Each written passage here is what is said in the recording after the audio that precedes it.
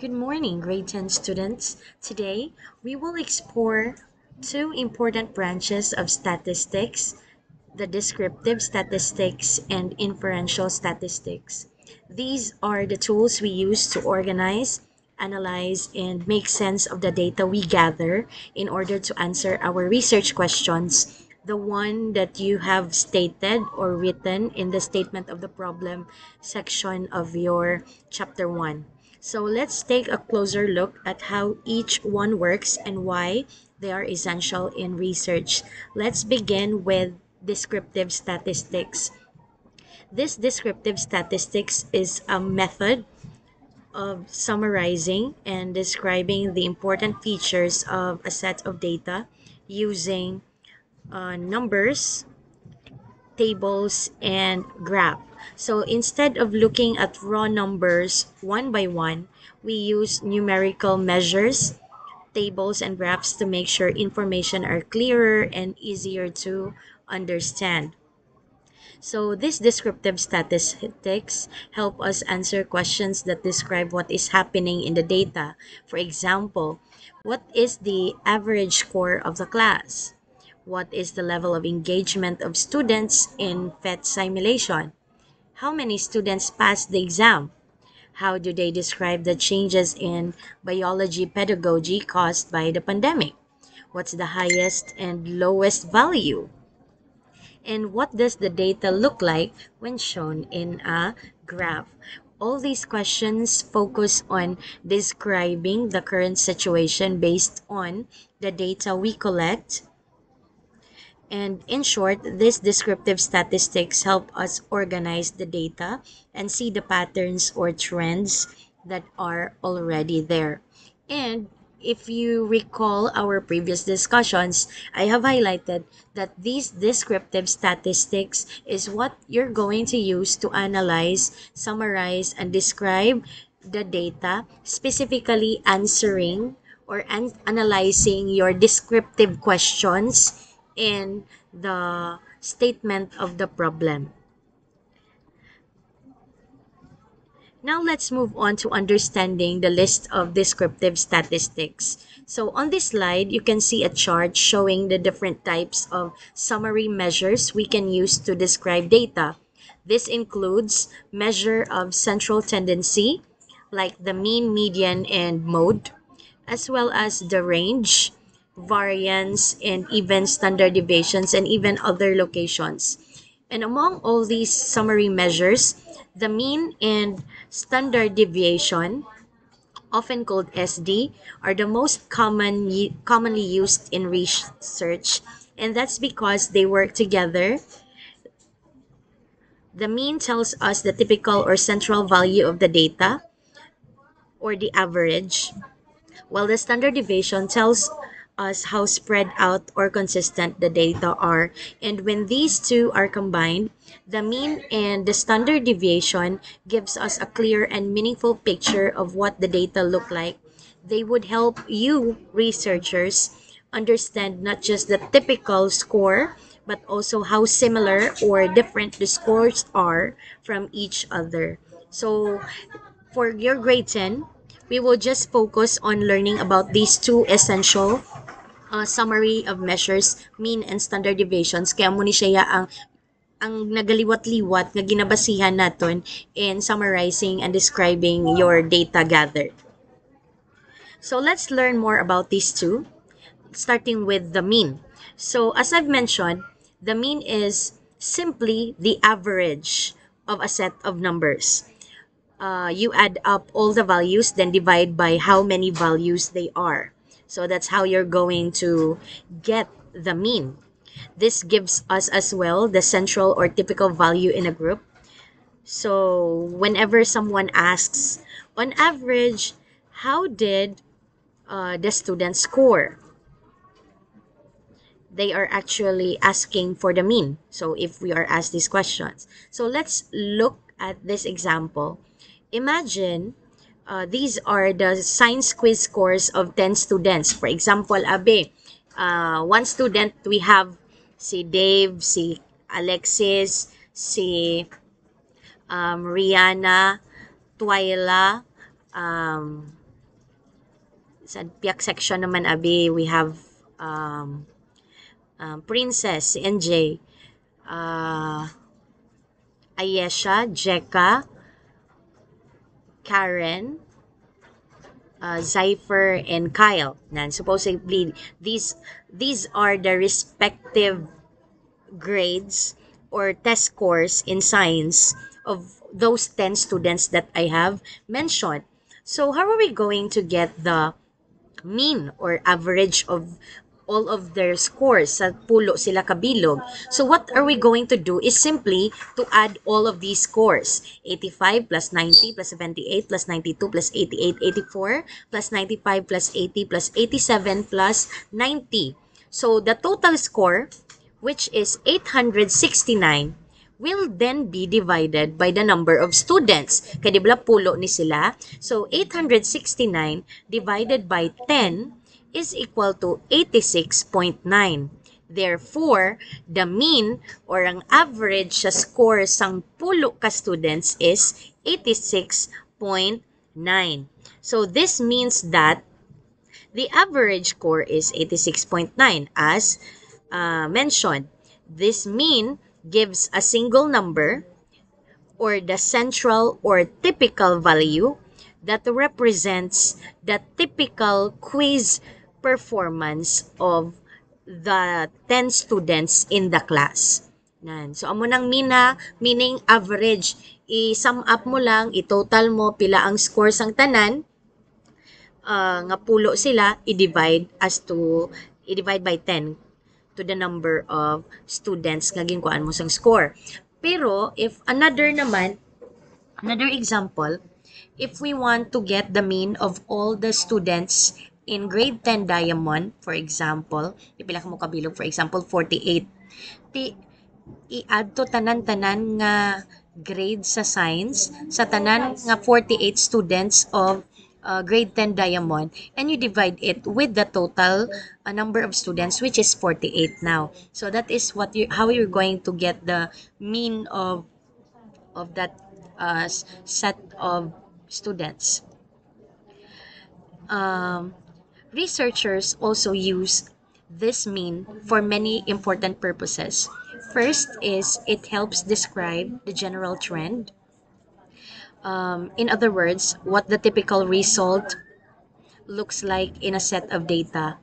So, for example, amo tong inambal kong kanggina, if we want to know kung pilagid man bala ang average nga grade sang kabataan, let's say for example naman sa grade 10 gold, for example 47 kamo kabilog, lantaw naton kung pilagid man bala ang in average, pila ang grade sang grade 10 Diamond in terms of science. So i-total to base si Karen mga 95, si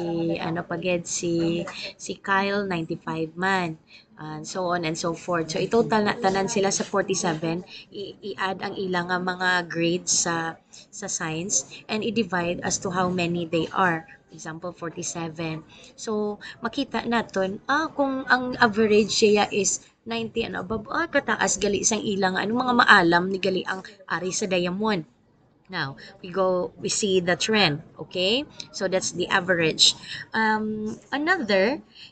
This particular mean allows researchers to compare groups. For example, if we want to know which class performed better on average, so we just simply compare their means or average. For example, between grade 10 gold and grade 10 diamond, na ginkuha na ang mean or ang average ng grade 10 gold, for example, 94.5. That's the mean of grade 10 gold. Ang grade 10 diamond naman niya, ang iya nga tawag na nga mean or average is 93. Yan, example lang na ha. Ginhatag ko lang na as an example. Ang gold 94.5, ang diamond yan 93. Example lang na, hypothetical ha. Between the two, nakita mo ya, mas dako ang average or ang mean sang gold. That's 94.5. It's bigger than 93 or the average or mean of the diamond. So we could say that the grade 10 gold performed better than the grade 10 diamond based on the value or average. Okay? Now let's have a specific example on how this mean is used to interpret the data gathered on the example study of Balahaja 2024 et al. 2024. So for this particular table, their group wanted to measure the level of academic performance. So ang academic performance gin-based na siya sa grades, no? As a whole and according to grade level. So, sa inyo nga chapter 4 later on, may ara ka muna table, ibutang nyo na as a whole. So, depende sa inyo nga independent variables, no? Kung may grade level kada or sex, which is male or female. So, aside from indicating the total population per grade level and kung ano nang other yang nga factor like the sex, male and female, kinabutang nato na ang value sang mean. Aside sina isang SD which later on we will discuss. So, ang mean na iya actually, amo ginaiya ang ginabasihan.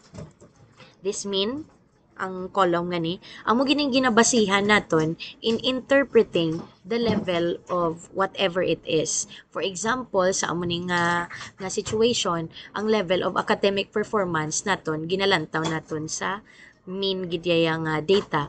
Now, sa grade 7, kita nyo diri, ang iya nga mean is 90.70. Ang grade 8, 89.92. Grade 9, 89.88. Grade 10, 92.04. Now, if you're going to compare the means of these different grade levels, which do you think has the or perform the best among these four? If your answer is grade 10, then you are correct. Because by looking at the values, ang pinakataas dira is ang grade 10 which is 92.04. Now, if you would be asked which among these four grade levels perform the worst, hindi taman worst lang sa ilang lang nga ano nga apat or least nga naga-perform. So kung lang tawon naton, it's based on this value, it's the grade 9. 89.88 because it has the lowest mean among all of these four. Okay? So hopefully you were able to grasp the idea.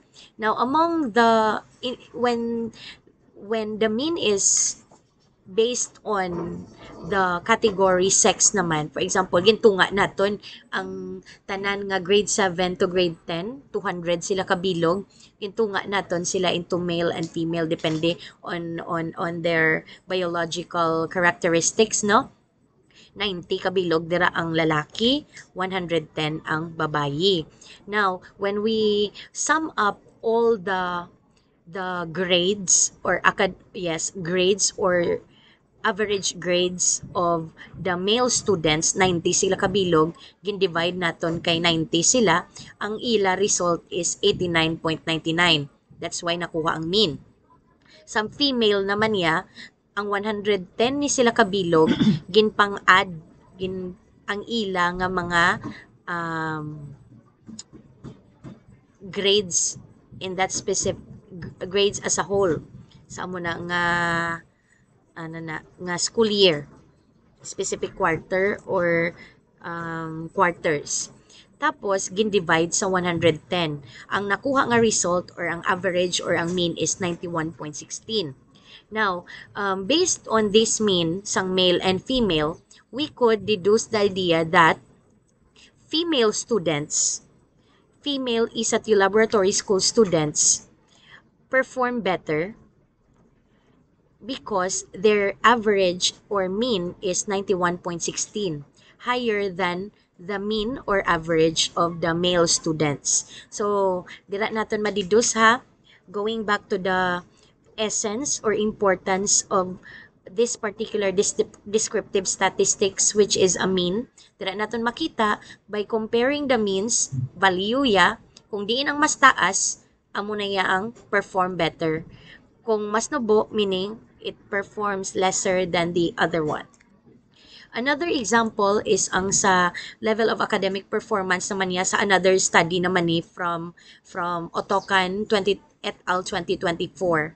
So, kung lantawon naton, when categorized according to grade level, grade 7 to grade 10, ang the specific grade level that performs best among these four still is ang aton nga grade 10 students. And in terms of sex naman, ang naga-perform better is ang female with a mean of 91.16. Now, kung as a whole naman, kung lantawon naton ang typical value or ang average ang aton nga academic performance for all the students, grade 7 to grade 10 students of ISATU Laboratory School, iya mean is 90.64. Di ko ang grade mo, di ba, around 90, di ba, no, pasok na siya sa with honors nga level. So, dira nato makita nga daw mga maalam man gali ang laboratory school students from grade 7 to grade 10 as a whole. Another example, interpreting the mean, kung diin ang mas taas ang who perform better based on the mean, no? Or kung sino ang may higher level of self-esteem. Now, study naman ni gihapon nila ni Balahadja et al. Kung sino ang may mas mataas nga self-esteem, basihan naman naton sa may mas mataas nga value sang mean. Now, in terms of grade levels, grade 7, 8, 9, and 10, ang mean in terms of level of self-esteem sa grade 7 is 2.93. Sa grade 8, 3.19. Sa grade 9, 3.02. Sa grade 10, 3.10. Now, among all of these mean values across grade levels, if you were asked which among these four grade levels has the highest level of self-esteem, tibasihan naton ang may pinakataas nga mean, and that is 3.19 according to grade 8 students. Na kumangkuton ka naman, sino ang may lowest nga self-esteem among all those grade levels? Certainly, pangitaon mo kung diin ang may pinakanubo nga mean, and that is 2.93, which targets the grade 7 students. So, dira natin makita that you could compare the level of self-esteem, the level of academic performance, or kung ano man na nga category, depende sa mean sang kabataan. Now, base man kuton, later on naman na sa chapter 4, interpret yun na nga ang mean, ang level of self-esteem niya sang grade 7, nubo gid how. Siyempre, kung lang tawon yun, no, ngita ka mo sang theories to explain that for iban nga studies or findings nga naga-explain nga ang mga first year or grade 7 students nubo ang ilang level of self-esteem how. Maybe because kaya syempre bago pa lang sila nag-transfer sang school from elementary, nag-change sila into high school mo, no? Naga-adjust pa lang sila. So maybe amo na ang one factor man nga nubo pa ila nga self-esteem. But hindi kita pwede maghatag lang sa opinion naton, ha. Dapat mangita gid kamo findings, related study that explains why. Kay ato ya base ang haom-haom lang to yan ni Ma'am Aba. Pero base gali same man sa results sang other findings. So dapat mangita gid kita related studies to support our data. Okay. Now, in terms of sex, male or female, lantawon naton ang mean niya 3.09 sa male and 3.04 sa female. So, do gamay-gamay lang ang ang change or lainan na isang value sang male kag female, 0.05 lang ang nadugang, no? So, kung dira naton, do somehow comparable, do same lang ang level of self-esteem sang regardless kung babae or lalaki na siya. Pero mas taas ng gamay ang sa lalaki. Okay, now we're done with our ano na, mean, which is one descriptive statistics. Now, let's move forward to standard deviation. Di ba, pares na sila nga daan. Basta may mean, may SD nga ginalantaw dayon. So, this standard deviation tells us how spread out the numbers or data are from the mean. It tells us how much the values vary from the mean. Kung low ang iyang standard deviation nga value, or smaller standard deviation, it means that scores sit close together or huddled near the mean. So in other words, mas consistent ang result nga nakuha. On the other hand, kung higher ang iyang standard deviation nga value or larger is standard deviation, that means that the score wander widely in different directions. Anyway, I will be expounding on that on the next slide. So, building upon this idea, let's just make sure to have or to take note that researchers use this standard deviation in these three key ideas. One is to see if the data is consistent or spread out towards the mean. Next is to check how reliable the pattern is. And third is to understand differences between groups more accurately.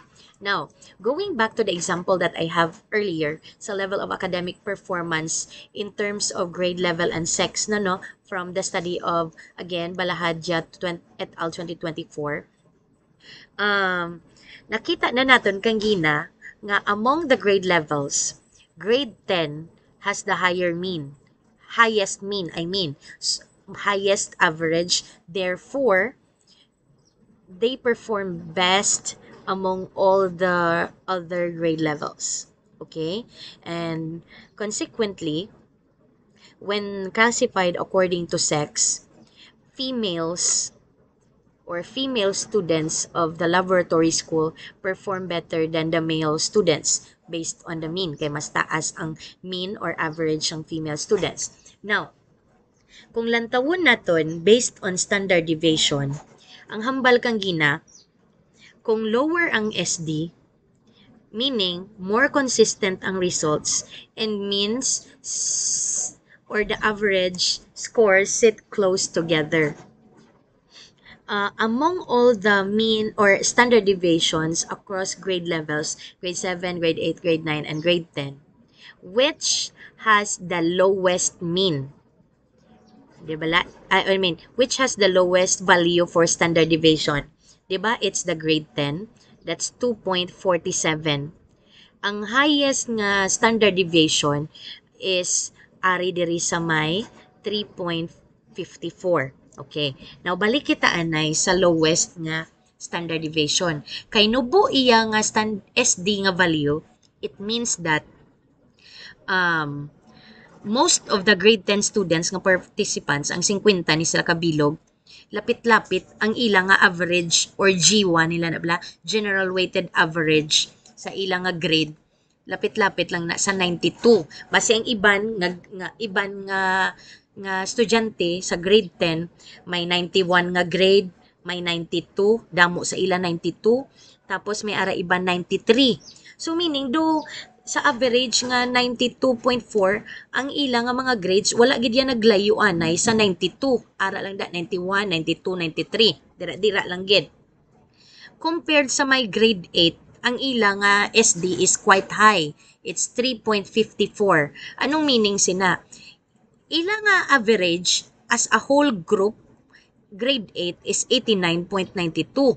Pero kay high ang iyang SD, 3.54, ang meaning sina is, ang iban nga mga estudyante, basi may grade nga 80 lang. May iban nga 85. May ara, basi higher pagid, 95. May 90. So meaning, do very scattered gidya ang grades sang grade 8 nga students. Pero, kung itotal tanan nila nga grades, 50 sila kabilog, kagin divide sa 50, kay 50 sila, ang average niya, it's 89.92. Pero in terms of how scatter their grades are, anong kalayo, basi how random their grades or scatter their grades are, based diri sa mean, amo na ya mas dako gid ya sa grade 8, kay 3.54 ang ilang nga SD. Okay? Ang grade 7 niya ila SD is also low, 2.99. So base ang ila na nga mga grades dira, although average nila no as a whole is 90.70, do mga labot 91, ti base may ara dira nga grades nila nga 90 or 89, tapos 91, 92, 93, 94, pero hindi gid too layo compared to sa grade 8 kang gina nga base may grades sila nga ang iban nga estudyante may 80 lang, may 85, may 95, do taman gid ya kalayo, taman ka scattered ang ilang nga grades sa amo na dira nga grade level. Okay? So between naman sa male and female, ang SD lower ang SD sang male compared sa female. So meaning ang mga grades niya sa mga lalaki or sa mga males are harder towards the mean. So lapit-lapit lang gid yan, not too scattered ang ilang grades no compared sa mga female. Okay. In terms naman sa level of self-esteem, no, diri na to makita, very nubo gidya, very low. Kang gina, sa grade siya, ang iya nga value is 2 point something. Area, it's very less than 2. It's actually less than 1 actually. 0.48, 0.42, and 43, and 0.44. So, nakita naton nga very low gidya ang iya nga standard deviation. It only means that ang ilang nga mga mean sa grade 7, 8, 9, and 10 is really clustered toward the mean. So wala gid siya tam-an na layuan nay, wala tam-an na nag-scatter ang ilang mean kundi dulapitan na ilang gid yaya. So that's why lower ang iyang mean. Pareho pa gid diri sa when categorized according to male and female, 3.09, 3.04 tam-an kalapit ang ilang mean. So amo na nga lower ang SD, it means that very consistent ang results. Wala nagalayuan ay ang scores ang self-esteem sa mga grade 8, grade 7, grade 9, and grade 10 students. Okay. So, why this mean and standard deviation? Nga kinanglan amo ning balaan nyo. Kay nga they describe both the center, the average, and how spread the data is in relation to the mean. So, research need modes, central tendency, which is the mean, and variability or SD to understand the whole picture. Same manner, they work well with many different types of data. This mean and standard deviation are appropriate for interval and ratio data. Pareho na ba lang mga grades, which is test scores, which is amo ginayang ginastadihan sa mga educational research. Sa inyo, for example, di ba, galantaw ka mo mga level of academic performance. We are using interval data diri ang mga test scores naton. So, that's the reason why mean and SD amo niyang ginfokusan naton during this discussion. And they are also used as a basis for many statistical tests or inferential ones, ang mga t-test, ANOVA, and regression, which I will be discussing further later on. And aside from that, they are easy to interpret. Diba la? Hambal naton kang gina ang mean hapos-hapos, i-compare naton ang grupo kung sino ang naga-perform better or lower, sino ang mas higher ang self-esteem or mas nubo ang self-esteem, depende sa grupo kung babayi, lalaki, or ang another group naton abi per grade level no, or base per section nan. So makita naton dayon ang pattern, makadraw kita dayon conclusion, dasig lang, di ba? Nan. That's the reason why mean and SD are what we're going to use. And okay, to sum it up, mean tells us the average and SD tells us how spread out the data are. Again, kung lower ang values ng SD, mas lapitanay, mas consistent ang data. Pero kung dako or taas ang values ng SD, it means that mas spread out ang data nga ara naton nga nakuha sa kabataan. So hindi gawa siya consistent. So together, they provide a complete and widely accepted summary of quantitative data in research. Now, there is also another essential descriptive statistics that you shall be acquainted of because this is also used and that is frequency count. So ano ni siyang frequency count? It tells us how many times a certain answer or value or category appears in your data. So meaning isipon lang naton kung kapila siya nagaliwat-liwat. It is one of the most basic descriptive statistics because it helps you summarize and organize data. For example, you will be asked or you will ask 10 students about their favorite color. Apat kabilog sa ila naghambal blue. Apat sa ila naghambal red. Duwa sa ila naghambal yellow. So kung mangkuton ka pila ang frequency count sang nag-answer blue, ila favorite color, ti ang balon mo apat. Ti mangkuton ka pila ang frequency count sa nag-answer nga red, ila favorite color, ti apat man. Ti pila ang frequency count, pila ka bilog ang naghambal nga ang ila favorite color is yellow, ti duwa. Nan. So that's frequency count. Nga agin include ko ni. Kay basi may isip ka mo pila ka bilog, how many students ang nag-choose nga amo ni nga healthy snack ang favorite nila. Nan in ratio kay may study nga amo na mo sa inyo. That's why nga gin-include ko na ang frequency count. It is very essential. Ti isipon nyo lang na sa pila ka bilog ninyo nga sample or sample size ninyo 150 sila abi ka bilog. Nan 150 no. Ti isipon nyo lang pila ka bilog ang nagpili isang amo ni nga snack. For example, ang healthy snack nila ya is ang sandwich. Ti basi 100 ka bilog nagpili sa amo na. That's your frequency count. Basi may nagpili nga gusto nila ya chop suey. Ay hindi na nagali snack ang chop suey. Anong mga healthy snacks pa man? Nung do may banana kag may mga veggies pagid sa sulod nga gin deep fry. Ti, ano man na siya, healthy man na siya. Ti kung amo nang gin-choose ya, isipon kung pilas na kabilog.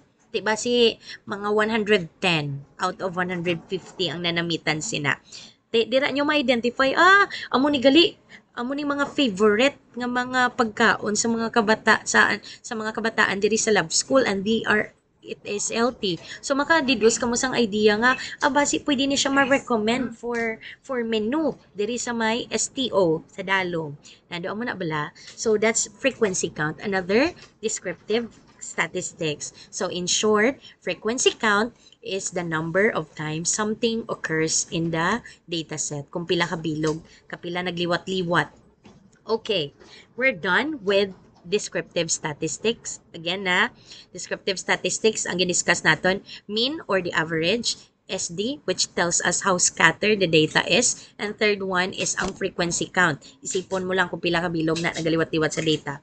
Now let's move forward to inferential statistics. So this inferential statistics is a method of making conclusions or predictions about a larger group based on the data collected from a smaller group. Kaya di bala, nagakuha lang kita sample from all the grade 7 to grade 10 students, for example, aton participants. Sample lang, hindi tanan nga population. And hindi ko na napag-explain, kina-discuss ko na in the previous video lesson why we need to have a sample only instead of getting the larger group as our participants of the study. So, i-revisit nyo lang to ha. Okay. Now, kinanglan tanadaan, mag-generalize, mag-conclude. And based on the data that we have gathered from the sample size, ano ni siya as a whole or as a larger group nan. Amo na ang ginagbasihan naton sa inferential statistics. And this inferential statistics will be used to analyze the data that we have gathered, answering the inferential questions naton sa may statement of the problem. Going back to your statement of the problem, di ba may ara ka muna mga questions nga, is there a significant difference? Is there a significant relationship on the cheka-cheka and cheka-cheka? Nan those are inferential questions. So, ang gamiton naton nga statistics to analyze those data gathered in inferential questions are inferential statistics. And amo na ni ang i-introduce ko sa inyo. Okay, by the way, amo na significant relationship, significant difference, would this value predict the future outcomes? None. So these are examples of inferential questions, and this shall only be analyzed using inferential statistics. Now, going back, let's have first. Oh, by the way, mag-ubra kita sang mag-identify kita sang appropriate nga inferential statistics. Dapat first and foremost i-identify taanay kung ano ni siya nga type of test ang ibutang naton, parametric or non-parametric. Okay. Now, ma'am, paano naman mabalaan kung parametric test nga mga statistics, inferential statistics ang kwaon namon? Now, there are three essential considerations nga mabalaan naton nga parametric test na siya. One, if the data are normally distributed. Ginagamit nato ni nga data is ang Shapiro-Wilk test, no? In a way, hindi naman ikinanglan sa inyo mabalaan kay the statisticians nga ma-assign sa inyo, which is si Sir Joseph, siya na naya ma-compute sang value sang Shapiro-Wilk test. Ginintroduce ko lang sa inyo para balaan nyo. Now, kung ang imo nga data or ang imo nga sample is or less than 100 until 100 lang, then amuning paramet kag nagguwa sa Shapiro-Wilk test nga ang value mo ya is greater than 0.05 or the margin of error, then that entails that the data are normally distributed. Amo na siya. Amo lang na simple. Hindi na ako magpadlawig pa kay base maglingin ulo nyo da. Another consideration nga gamito natong ang parametric test if the sample size is large, meaning more than 30 imo nga participants, 30 and above. Kung ang imo nga participants is 30 and above, then parametric test aton gamiton. And at the same time, dapat ang imo nga sampling technique nga ginkuha is probability sampling. Recall again in the previous video lesson, di ba ginambal naton ang examples of probability sampling, ang simple random sampling, stratified random sampling, so and so on and so forth. So i-recall nyo na sa ha para ma-aware ka mo nga ano nga specific test ang aton gamiton. So, dapat masatisfy agid ni ang tatlo ni ka-parameters. Dapat normally distributed ang data. Dapat ang iya nga size, ang iya nga sample is more than 30 and above, 31 and above. Iya nga sampling technique nga gingamit must be under probability sampling. Kay kung any lang ni of these three parameters wala iya ginfollow, then non-parametric test ang aton nga gamiton. Okay, tandaan nyo na ha. Now, supposing that your data or sample size is 150. That's more than 30. So your sample is large. And the sampling technique that you use for your study is stratified random sampling. That's an example of a probability sampling. Di masatisfy na ni ang duwa ka data.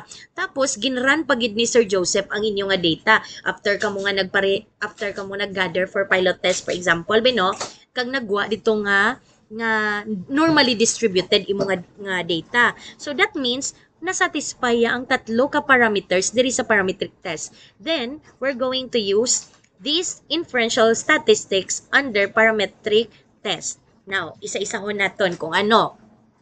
Beginning with Pearson's R, also known as Pearson's correlation coefficient. So, ginagamit ni siya yung inferential statistics, specifically parametric inferential statistics, if you want to measure the strength and direction of the relationship or correlation between interval variables. Kung may mga pamangkot kada, is there a significant relationship between students' performance in science and college entrance test? Nan.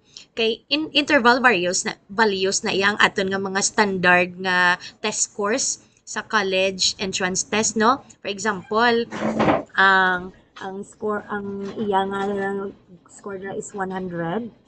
Nan. To i-recall nyo pagida ang aton nga discussion in Introduction to Statistics, the difference between the different variables, ang nominal data, ordinal data, ang ratio, kag ang interval naton nga mga data or do mga variables. So recall nyo na ha, how those 4 different data differ from each other.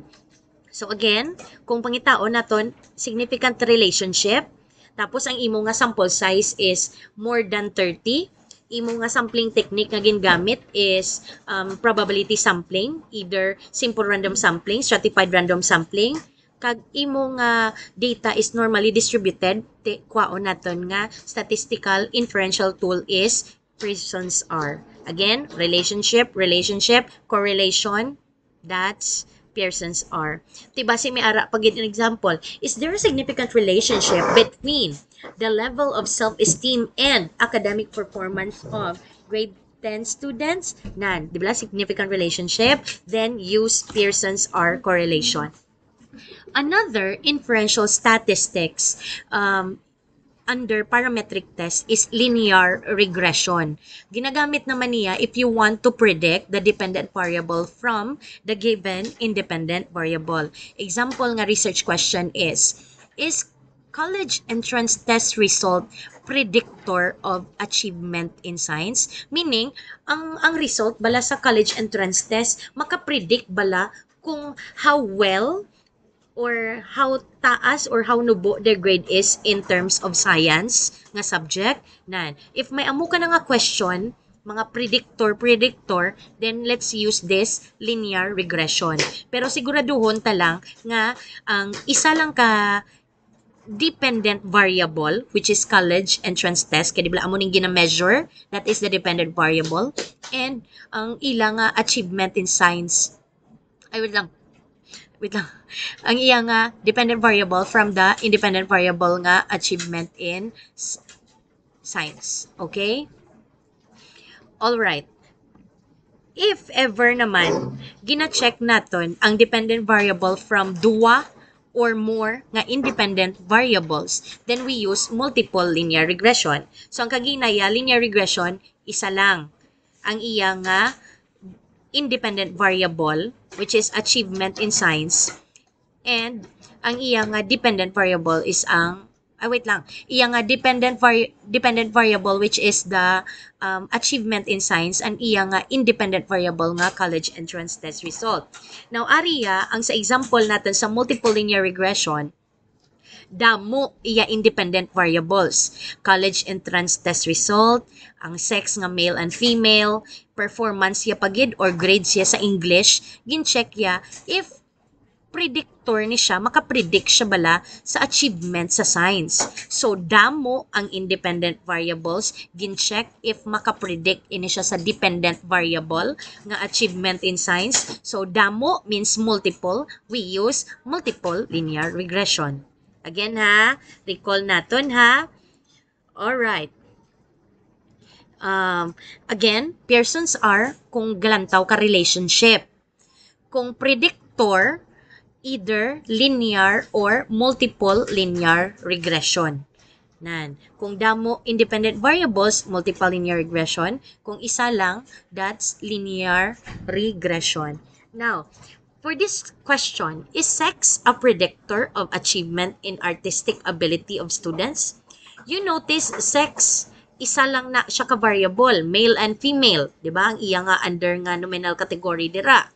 So, since you only have one independent variable and you check if it is a predictor to the dependent variable, which is achievement in artistic ability, then we're going to use here linear regression. Second question, is father's educational qualification, sex, and choice of drink predictors of college entrance test? Di predictor ang ginapamangkot di nga question. So, hindi ni siya pwede Pearson's R. O ngita ka lang either linear regression or multiple linear regression. Di kay damo imo nga independent variable. Educational qualification niya, for example, abi kung college graduate, master's graduate, or post baccalaureate degree graduate, di amo na siya. Sex ya, male and female, choice of drinks, base abi juice, gusto ya soda or water. Nan. So, lain tatlo kabilog iya independent variables. Many, multiple linear regression. Okay? Hopefully this is clear. Another example is one sample t-test. Okay, it's a type of parametric test used to compare population mean to sample mean. Example, is there a significant difference? Basta ganiga, kung gusto mo gina-compare, ang ginagamit naton nga term is difference, significant difference in statistics. Is there a significant difference in the sample mean in artistic ability and national mean of 80? So may ara nga national mean nga value, meaning that's more of population, and ang sample mean naton nga value. So that's it. Another example nga pwede nato ma-apply ni ang sample one sample t-test comparing the population mean to sample mean. For example, na board exam nga results. May ara na siya national passing percentage, no? Tapos may ara sang depende sa school. Ti kung lang tawon ang mean sang school, i-compare sang mean nga gina-require sang national. That's the other example for one sample t-test. Again, comparing population mean to sample mean. Another example, sample as a whole, as a population, sa grade 10 students, pila ka mo kabilog tanan, grade 10 diamond and gold, 48 plus 47, pila na siya? Pila na siya, Day? 48 plus 47. Oo. 90. 95. Okay. For example, population nyo ya is 95. Tigin lang taw nga ang mean sa inyong score, abi, in English, na ba no? English performance nyo ya as a whole, two sections nga 95, it's 97. That's your mean. Bautas taas ba? Alam ang grade 10 sa English ba? Tapos, ginlantaw lang ang sample nga nagkuha ka mo sample for example, for both section, abi mga 50, no? Tapos, nakita nyo ang sample, yaya, it's sample mean or ang average ang pila to kabilog lang nga sample. For example, 70, gabi kayong kuha nyo nga sample mo, no? 70, gin total tanan nila nga score, gin divide sa 70, ang result, abi, it's 95.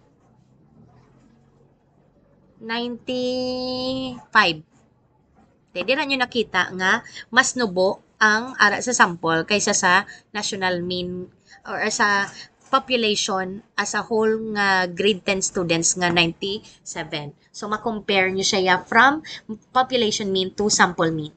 Next is the t-test. Very essential. May ara kita t-test for dependent sample and may ara kita t-test for independent sample. Now, let's begin first with t-test for dependent sample.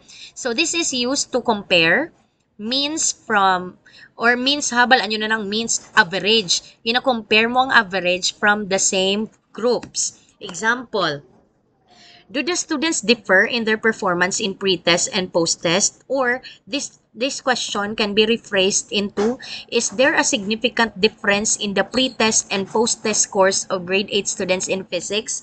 Usually, kung may mga pre-test and post-test kita na, may intervention or experimental ni siya nga type of research. For example, abi, ang isa ka section, ari na lang ha, kay para directed ang aton nga idea karon mag-proceed kita sa may t-test for independent sample.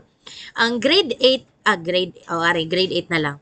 Ang grade 8 NARA, ang teacher ya nagagamit siya sang PhET simulation Colorado, no?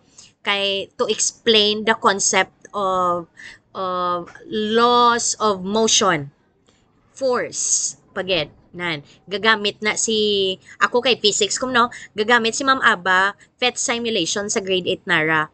Pero sa grade 8 Molavia, wala ko gagamit PhET simulation ya. Pure discussion lang ako. Nan. Again na, ti ang grade 8 NARA receives the intervention and that is the utilization of PhET simulation Colorado. Ti sila yang ara experimental group ang NARA. Ang Molavia ya, wala sila ya sang PhET simulation. So, control standard siya. So, ang Molavia naton is control group. Okay. Now, ang ato ni nga t-test for dependent sample, gina-compare naton ang means of the same group lang. So, ginlantaw lang naton sa grade 8 NARA lang, abi, ang before sang intervention, ginpakuha ko sa sang test. Pagkatapos ko discuss nga gingamitan ko sang PET Colorado, may test na naman si Ma'am Aba. That's post-test. Gin-compare ko ang mean or ang average nila sa grade 8 nara pag pre-test. Kag ang mean or ang average nila pag post-test. Kag dira ko ma-check if nag-improve bala ang grades or ang scores sang grade 8 nara when I incorporated the PhET Simulation Colorado. Dira ko makita kung nag-improve ang ilang overall mean sa post-test compared sa pre-test, meaning effective ang akon nga integration sang PhET Simulation Colorado. Pero kung nagnubo pagid ang scores nila sa ang scores sang grade 8 nara students after na nga nag-integrate ako sang PhET Simulation Colorado, hindi gali effective ang akon to nga PhET Simulation Colorado. So kung nagdubo, hindi na ko to magamit liwat. Pero kung nagtaas pagid ilag scores, meaning mas naka-intindi pagid sila sang lesson, tigamiton ko naman liwat yaya ang PhET Simulation Colorado. So again ang t-test for dependent sample, ginagamit na lang kung i-compare naton ang means of same group. Grade 8 nara lang. Ti pwede man na nga i-compare ko naman ang pre-test score kag ang post-test score sang grade 8 mulabi na laman. So ang score lang niya sang mulabi amula na lang tawon ko kung nag-improve bala ang ilang nga pre-test score sang mulabi compared sa may post-test scores. None. That is t-test for dependent sample. Kay same group lang, either grade 8 nara, ang gin-compare mo lang is ang pre-test and post-test nila, pero same group grade 8 nara. Pwede man grade 8 mo lave, ang gina-compare ko lang ang ilang test score sa pre-test kag post-test, pero ang ginabasihan ko isa lang, same group of students, grade 8 mo lave. Hopefully this is clear to everyone. Now, another question. Is there significant difference in the academic performance of students in math and in science? So, same students, kung sino man ang students, basic grade 10 as a whole lang, or grade 10 lang, kaya wala gin-specify, no? Pero same group lang na, hindi pwede nga grade 8, i-compare mo ang grade 8 ka grade 7, hindi. As a whole na nga students, i-compare mo lang niya kung diin ang mas taas nila nga grade sa math or sa science. Amo lang na ang lantaw naton, pero same group of students. That's t-test for dependent sample. The t-test for independent sample, on the other hand, is used to compare means of two different or independent groups. Example, do males and females differ significantly in their performance in the college entrance test? Or we could rephrase this question. Ang usually nga ginabutang naton sa may statement of the problem, is there a significant difference in the college entrance test performance of boys and girls? So, diri naton nga ang gina-compare naton diriya ang means ang duwa kalain-lain nga grupo. One group is boys and one group is girls. So gina-check naton kung ang mean or ang average grade sa boys kag gina-compare naton sa average grade sang may entrance test sa mga babayi. So gin-compare naton duwa ka different groups, boys and girls. So muna another example, is there significant difference in the academic performance of boys and girls in math? So ginlantaw naton ang grades sang mga lalaki sa math ka-grade sa babayi sa math. Tiging compare naton ilang average sa boys, average sa girls. Lain-lain nga group. So that's the test for independent sample. So tandaan kung same group, same group lang ang gin-compare naton ilang mean, that's dependent sample. Pero kung two different groups na, that's independent sample. Now, to understand further how this t-test for dependent sample and t-test for independent sample is used, aride, Ang section A, for example, i-clarify natin based on this diagram para mas klaro sa inyo. Section A natin, for example, grade 9 naman ko, no? Grade 9, Falcon. Section A. Tangan ko di, Falcon. Okay, Falcon. Letter F lang. Dariya, Eagle. Kay para guided ako. So, section A is the Falcon. Amo ni siya yung experimental group kay may ara siya intervention. So, amo ni siya ang ginhatagan ko naman sang ang PhET Simulation Colorado, nag-discuss ako. Pero ang sa Eagle yaya, wala ko yan nagbutang sina. Regular discussion lang si ma'am. Nan. Ari, may intervention. So, ang ginhambal naton, nagagamit kita sang dependent sample if i-compare naton ang pre-test or ang score before na bala di bala sa subong nga grade 10 ka experience kamo sa akon nga okay, let's have first a pre-test before we proceed to our lesson. Di ba mo ko na ang 1 to 5 items na bala dumduman niyo. Okay, mahatag kita na pre-test and let's revisit that later after the lesson. Di ba nagamuamo ko na sa inyo. So that's an example of a pre-test. Tapos, ang test naman niya after sang lesson, that's a post-test. Para klaro sa inyo, ha? Okay. Now, i-compare ko lang, lantawon ko kung nag-change or nag-improve or nagnubo ang inyo nga score sa post-test after nga nakahatag ako intervention. So, kung i-compare ta lang ang pre-test score kag ang post-test score of the same section which is Falcon, same group, so we're going to use t-test for dependent sample. Another, kung i-check ta lang ang pre-test score, i-compare ta lang ang mean sang pre-test kag ang post-test sang grade 9 Eagle nga students, still we're using t-test for dependent sample. Okay. However, wait lang. Okay, so let ko liwat. However, if we're going to Falcon siya, no? Okay, Eagle. If we're going to compare the different sections, for example, ang sa Falcon kag sa Eagle nga pre-test ario lantaw naton sino ang mas taas ang pre-test nga scores or ang average, ang Falcon or ang Eagle. Duwa ka different groups ang ginlantaw naton. So, gamiton naton is t-test for independent sample. Ti-check ta naman sino ang mas taas ang scores man sa post-test. Ang Falcon or ang Eagle. Kung i-compare naton ang mean, ang post-test nga mean sa ang Eagle is 9.5. Tapos, ang sa may Falcon, sa may Eagle yaya, it's only 6. 6 lang.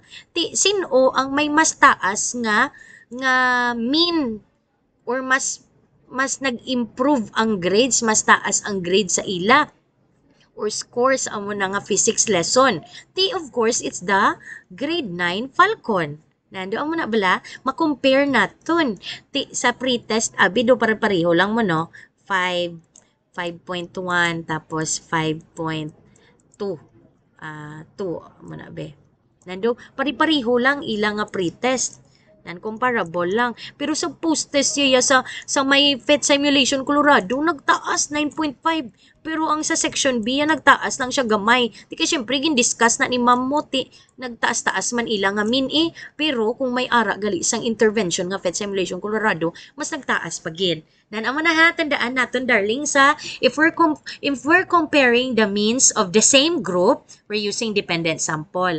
Pero kung lain-lain nga group, ilang nga pre-test kag ang pre-test gin-check or post-test and post-test gin-compare pero lain-lain nga grupo, lain-lain nga section, that's t-test for independent sample. Again, darlings, this t-test for dependent and independent sample are examples of parametric test. So, gamiton ta lang ni siya if normally distributed ang aton nga data.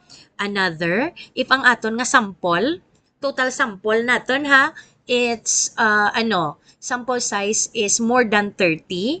Nan. For example, abi, 31 kabilog sa Nara, sa Falcon, 31 kabilog sa may Eagle, ginkuha naton. Tapos, total ya, 62 participants tanan. That's more than 30. So, pwede kita kagamit sang t-test for either dependent or independent sample.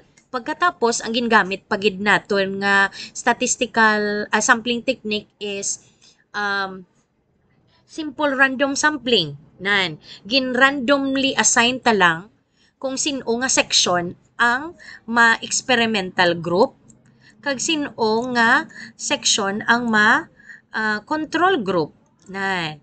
So, randomization, probability sampling. So, nasatisfy ang tatlo to ka parameters. So, gamit kita ni isang parametric sample and in this case, amuning t-test for dependent or independent sample.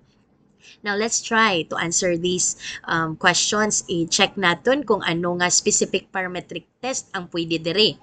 First is the sample mean in college entrance test significantly different from the college mean of 350?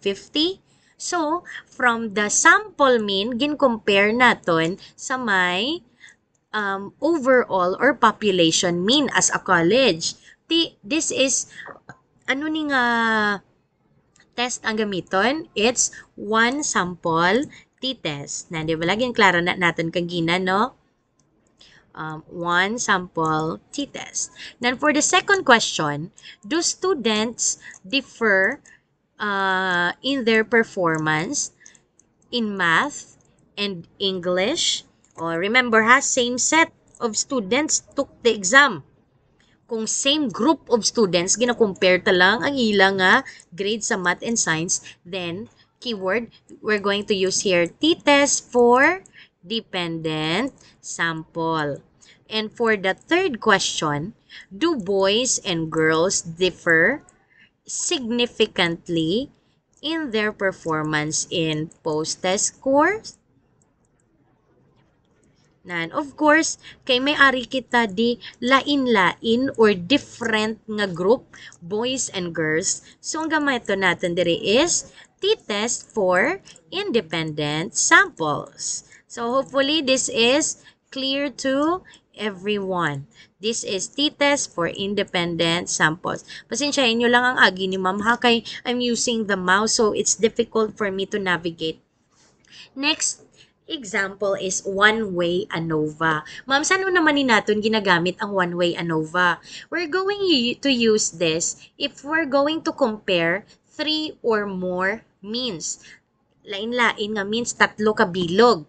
For example, do students perform differently in science according to educational qualification of their father, which is secondary, sang bachelor siya, kag ang masters. So, ang ginubra ni sang researchers, nagkuha siya sang qualification sang papaya.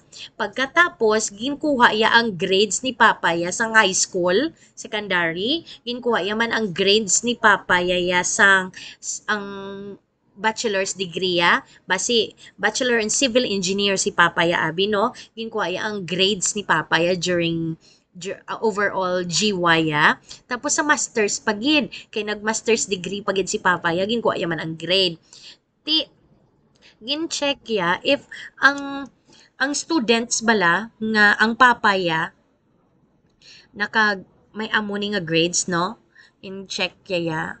Okay, wait lang. Again, let's have this question. Do students perform differently in science according to the educational qualification of their father? Okay, let me reiterate ha. Sala. Balik. Nagsala si ma'am. Okay, ay sara. Dali lang. Okay, so i-compare natin kung ang mga students bala nag-perform lain-lain differently in terms of science. Kung ang ilang papa, second or high school graduate lang, college graduate or bachelor's or master's degree graduate. Check nila abi kung ang papa abi ni Sean nakaagi masters, taas man bala ang grade ni Sean sa science. Ang gusto lang mabalaan. Tapos kung ang ma'am ang papa abi ni Adam naka-graduate Bachelor of Civil Engineering. taas man ba lang iya nga grade sa sa science? Paano abi kung high school graduate lang asta ang papa ni Juan de la Cruz? Ti anong matabo sa iya nga performance in science may araayhan i-compare ya may araayhan significant difference nagalain ayan nan amo nang iya nga gusto lantawon. So another example yan naman is there a significant difference in the academic performance of students when according to grade level? So amo na ha, nambal naton di ba? 3 or more means ari o ngitaan naton ha, dali lang. Sulat ko anay. So ari o 1 na 2 tapos 3. So i-check yan na abi kung pila ka bilog ang average no mana. Tapos diri pagid academic performance students when classified according to grade level. Ti ang grade level ya pwede isa, pwede 2, 3, 4. Kay di ba grade 1 to grade 10 grade 7 to grade 10 kita. Ti kung elementary naman nga grade level ti may ara na da sang grade 1 to grade 6, that's 3 or more. So pwede kita ya maka gamit sang one-way ANOVA. Again, kung i-compare naton ang mean or ang average sa kada variable category within the variable nga for example grade level tapos ang iya nga variable nga ni may ara 3 or more nga categories. Now, mangkuton ta ka abi, ti kung i-classify ta kuno abi according to sex, male and female, ti pwede ni siya ayan sa one-way ANOVA. Kaya iya nga song sex na abi, di ba lang male and female lang na? Male, tapos female. Kadua. Ti pwede ni siya sa may one-way ANOVA? Of course not. Kaya iya nga category is only dua. Two only. Male and female. Boys or girls. Ti didto na siya either t-test for independent sample or t-test for dependent sample. Kung depende kung anong i-measure mo. Okay? Pero ariya yung grade level, 4 ka bilog. 3 or more. Ang educational qualification ni papayaya, secondary, bachelor's, and master's. Tiba no abi kung ang imo pagid socio-economic status.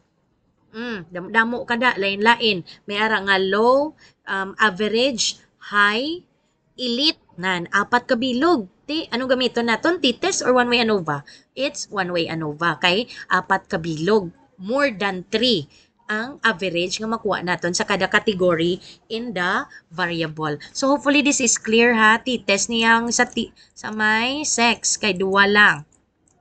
Pero kung grade level, pwede 4. Nga gina-highlight ko ni siya kasi syempre ginagamit yun ni siya sa inyo nga study. So dapat kabalo ka mo paano ni siya kagwen ni siya ginagamit. Another example, by the way, ipagid ha another one-way ANOVA, gamiton lang ni naton kung again, normally distributed ang data. Another is, ang imo nga sample size is 30 and above, meaning large imo certain imo sample size. Base 190 or 200 kabilog imo sample, pwede gid siya one-way ANOVA. Kag dapat, ang imo nga sampling technique nga gingamit is either sample, stratified random sampling or simple random sampling. Ara lang. Di pwede lain. Okay, another is chi-square. So, test between two nominal variables. Kung ginaisip ta lang, frequency count. For example, do students differ in their choice of drinks? Or kita nyo naman one sample chi-square, meaning same group lang ni siya as a whole. Students. Nando pa rin YouTube lang kang ginas ang inastoryahan naton nga t-test for dependent sample how nan. T-test for dependent sample gina-check naton kung same group nan. Kung boys and girls differ significantly in both choices of drinks, so 2 sample chi-square. Kay may ara daya boys and girls. Lain. Different independent samples, okay? Again, ano nang nominal variables? Di ba lang choice of drinks naton, gina-differentiate na lang siya based on names, kung ano siya abi, kung juice, kung pure water, or kung soda, di ba la, amo ng kategorya, nominal data, di ba la, dumduman nyo to? Ang pagid, boys and girls, di ba? Babayi, male, female, those are names. So nominal data, names or categories. Choice of drinks as well. Na categories. Okay? That's chi-square. Again, you're going to use this if it satisfies the three parameters, normally distributed ang data, more than 30 ang sample, and ano ganing last? Very good. It should be ang imo nga sampling nga ginkuha is probability sampling lang. Wala kay nagamit sang non-probability sampling, wala kay nagamit purposive sampling. Another example, now, those are all 8 common nga mga parametric test nga gamiton naton ha. Chi-square, one-way ANOVA, t-test for independent sample, t-test for dependent sample, one simple t-test, linear regression and multiple linear regression if we want to measure predictors, and kung relationship ya, Pearson's R correlation. Now, let's move forward to another parameter or non-parametric test. Now, paano naman ma'am naton ma-identify nga ang test or statistical tool nga gamiton naton should be aligned to non-parametric test? So, dapat tatlo ni ka parameters masatisfy ya. Una is the data are not normally distributed. So again, ang makahambal lang sina aton statistician kung ang result sang ang Shapiro-Wilk test is less than 0.05, so meaning not normally distributed.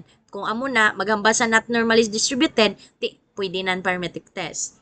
Ang imo nga sample size is less than 30. Ti abi nagpurposive sampling kang akon based sa study ni Ma'am Aba. Akon sample yaya ano lang 12 lang ka bilog.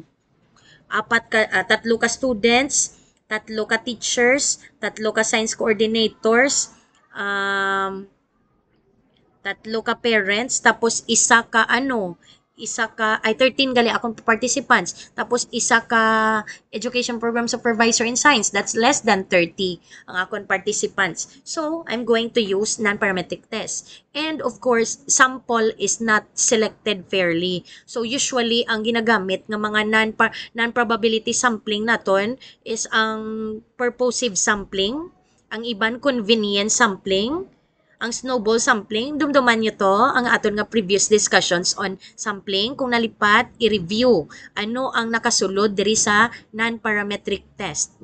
Basta gani, ang gingamit, not data are not normally distributed, sample size is small, less than 30, and sample is not selected fairly using purposive sampling and other non-probability sampling technique, then we're going to use non-parametric test.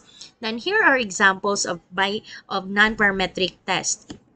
Binomial, the binomial t-test is a non-parametric test used to compare two nominal data. So sample question that could be answered using this specific non-parametric test, which is binomial t-test, is: do students differ in their choice of drinks? May add up ako another example. Okay. Do students differ in their choice of drinks? Now, I'm going to ask you, kung i-compare mo ni siya ang binomial t-test, sa diin ni siya ayhan nga, ano ayhan nga equivalent parametric test ang pariho ni sa binomial t-test man? Diba? Yung gina-compare naton ang two nominal data. Dichotomous, duwa lang. So, for example, students as a whole, tapos kin-check naton kung choice of drinks ya. Diba? Bag-o lang ta nag-storyahanay sang two nominal data. Ano to gani kang gina? None. Two nominal data or two nominal variables. None. That is equivalent yaya chi-square. Pero, gingamitan naton siya sang binomial t-test. Gamiton naton ang binomial t-test kung imo participants lower than 30, imo nga sampling technique nga gingamit is non-probability sampling, purposive, convenience sampling, snowball sampling, so on and so forth. Tapos, ang data mo ya is not normally distributed. Amo nang gingamit naton. Pero kung other way around, gamito naton ang chi-square. Another is Spearman-Rho. Non-parametric test used to measure relationship between interval variables. Ang question, is there significant relationship between students' performance in math? Ano to gani ang equivalent yan nga parametric test, kung kuhaon naton ang relationship, tapos ang parametric test nga na normally distributed iya data, iya sample is more than 30, tapos nagamit siya sang more than probability sampling, simple random, stratified random. If your answer is Pearson's R, then you are correct. So ang counterpart ni Spearman-Rho is si Pearson's R. Again, ginagamit si Spearman-Rho as an alternative or amo gini appropriate kay iya nga data is not normally distributed. Ang iya nga participants is less than 30. Tapos, ang iya nga sampling technique is non-probability sampling, mga purposive, so on and so forth. Tandaan nyo na ha, ang equivalent yan ni or do pareho yung nga statistical tool nga gamiton kung significant relationship parametric test is Pearson's R correlation. Third is Wilcoxon synced rank test. Saan naman natin siya ginagamit? We're going to use this if we compare two dependent or related groups. Uy, dumduman nyo to kang gina-compare naton ang mean sang duwa ka same or related groups. For example, group of students, same lang. Gina-compare talang ilang grades sa math and in science. So, pariho ni siya sa t-test for dependent sample. Nan, ang aton nga ang nagavary naton de duwa lang kabilog ang academic performance specifically sa math kag sa science. So duwa kabilog ang ara sa ang category sa sulod sang variable. Tapos, gin-check naton same or dependent or related group. So, Wilcoxon rank test. So, again ha, gamiton naton ni ang amo ning non-parametric test if, liwat-liwaton ko gid ni as na makabalaw ka mo. If ang aton nga data is not normally distributed, imo participants is less than 30, tapos ang gingamit mo nga sampling technique is non-probability sampling such as purposive sampling, convenience sampling, snowball sampling, and so on and so forth. Tapos, gamiton mo ni ang Wilcoxon rank test if you compare the means of the same group of students sa lain-lain or duwa lang nga category of your independent variable or grade sa math or grade sa science. So again, iya nga parametric counterpart sini is t-test for dependent sample. Another, okay, liwat. Okay, comparing same groups. Tandaan nyo na ha, t-test for dependent sample. Another is Mann-Whitney U-test. Saan naman natin ginagamit si Mann-Whitney U-test? If we're going to compare two independent or different groups, pareho kang gina identify naton kung ano ni ang iyang counterpart nga parametric test. So, ginalantaw naton ang significant difference sang academic performance sang boys and girls. Lain ang grades or academic performance sa boys, lain ang academic performance sa girls. In-compare naton sino ang mas taas ang academic performance sa duwa ka grupo, two different groups, boys and girls. So, ang iyang counterpart sang Mann-Whitney U-test is the t-test for independent sample. Now, ma'am, saan natin ginagamit si Mann-Whitney U-test? Again, Mann-Whitney U-test is a non-parametric test. Ginagamit ni siya kung data is not normally distributed. Next, imo sample size is less than 30. And third is, ang imo nga sampling technique nga gingamit is non-probability sampling, such as purposive sampling, convenience sampling, and so on and so forth. I-recall nyo yung aton nga video lesson sa may sampling lesson ha, para klaro ni sa inyo. Next, we have Kruskal-Wallis H test. Amo naman ni siya ang non-parametric test nga ginagamit kung gina-compare naton ang tatlo or more means. Comparing three or more means sounds familiar. Di ba? Kay may ari ni siya yasang equivalent nga parametric test. Ang for example the students perform differently in science according to educational qualification of their father. Kung secondary, high school graduate lang siya. Si Papa Yaya, college graduate or master's degree holder. Is there significant difference in academic performance students when classified according to grade level? Tapos ang grade level naton may 4 ka categories, grade 7, grade 8, grade 9, and grade 10. So, may ari ni sa lain-lain nga mean, 4 specific nga mean.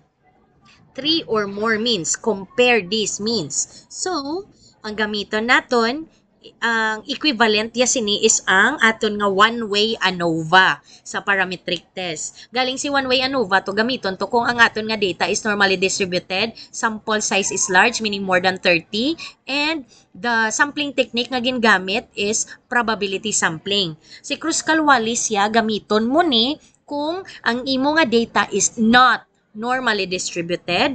Another is imo sample size is less than 30. Labot ka David, 12, 15, 28, basta mas nubo sa 30. Tapos, ang imo nga sampling procedure, sampling technique nga ginkwamit is non-probability sampling. Amo to liwat-liwat ni Ma'am Aba, purposive sampling, convenience sampling, so on and so forth. So pamatian nyo gid ni ha, as much as possible, if do gray pa, hindi mo pa ma-differentiate ang one statistical tool to another, iliwat-liwata kay para ma-identify nyo kung ano ang most appropriate nga statistical tool to be used in analyzing your descriptive data and your inferential data. So hopefully this is clear. To sum it up, lantawon naton ang pairing, ang equivalence sang ato ni nga mga tawag na statistical tool. Ang sa left side, these are statistical tools used because this satisfies the 3 parameters that makes it a parametric test. Ang sa right side naman niya are all non-parametric test. Kay nasatisfy naman to ang tatlo ka categories. Again ha, parametric test, gamiton mo na siya if One is data is normally distributed using the value sa Shapiro-Wilk test. Bahala na si statistician siya na bahala. Another, imo sample is large, more than 30 and above. Kung damo imo participants, gora, parametric. Kag tapos, ang imo dapat nga sampling technique nga gingamit, simple random sampling or stratified random sampling, which is under probability sampling. Pero, kung ang imo nga data is not normally distributed, lower than 30 or smaller imo nga sample size, and you use non-probability sampling, then non-parametric test it is ang aton nga gamiton.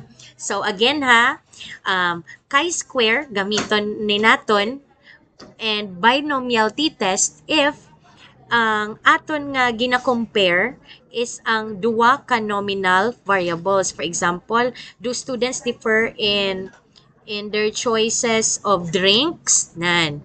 Lain-lain nominal name ha, categories nato name. For example, choices of drinks, juice, water, soda. Wala sang numbers nga naka-indicate dara.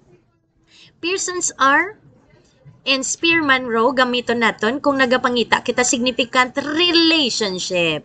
Kung relationship, correlation, Pearson's R or Spearman-Rowe ang gamiton. Depende gihapon kung large ang sample size kag ang imo nga ginkuha nga sampling technique is under probability sampling, Pearson's R. Pero kung other way around, Spearman-Rowe. Next is t-test for dependent sample and Wilcoxon signed rank test. Same test but you're going to use differently depende kung ano nga parameter ang nasatisfy niya. Kung parametric test, t-test for dependent sample, Wilcoxon signed rank test, gamiton mo ni siya for non-parametric test. And again, this t-test for dependent sample, gamiton mo ni siya kung i-compare mo ang means sang same nga group. Pareho to balakang gina, lantawon mo ang kung may significant difference ang grade sa math and science sang grade 8 nara. Nan, isa lang ka grupo. In-compare mo lang ang duwa nila ka grades. Nan, t-test gamiton. Pero, t-test for independent sample or Mann-Whitney U-test, gamiton ni naton siya nga test kung i-compare naton ang means of two different groups. For example, ang pre-test nga score sang grade 10 Eagle, grade 10 Eagle, grade 9 Eagle kag grade 9 Falcon. Nan. Lain-lain nga grupo, pero same test scores. Ang tawon naton i-compare sino ang mas taas ang mean. Nan. Again, t-test for independent sample kung parametric test, Mann-Whitney U-test kung non-parametric test. And the third one is one-way ANOVA. We're going to compare 3 or more means. Okay? Ang counterpart niya nga non-parametric test is Kruskal-Wallis H test. Okay? So, gamiton nyo ni siya kung inyo nga mga variable is may ara nga 3 or 4. For example, grade level nyo. Grade level is 4. Grade 7, grade 8, grade 9, and grade 10 for junior high school. Nan. Or ano gani? Oo. Nandiyak to na siya. Nan. Basta mo na ha. Basta 3 or more or imo nga category sa imo nga variable, then you use one-way ANOVA. Parametric test, non-parametric test. So, that is all for all the statistical tools, descriptive and inferential statistics. I hope this lesson could help you identify the best descriptive statistics, the best inferential statistics that you're going to use in analyzing the data nga na-gather mo for all those statement of the problems or questions mo. Okay? So, hopefully, mamatigid ka mo ha. Tunan nyo gid ni siya ha. Kay actually ang amo ni nga lesson nabalaan lang ni namon ni Ma'am Teres masters na namon nga subject. Pero kamo ya, you're fortunate grade 10 pa lang kamo kabalo na kamo. So hopefully balaan yun na siya. Thank you. Goodbye guys. Enjoy learning.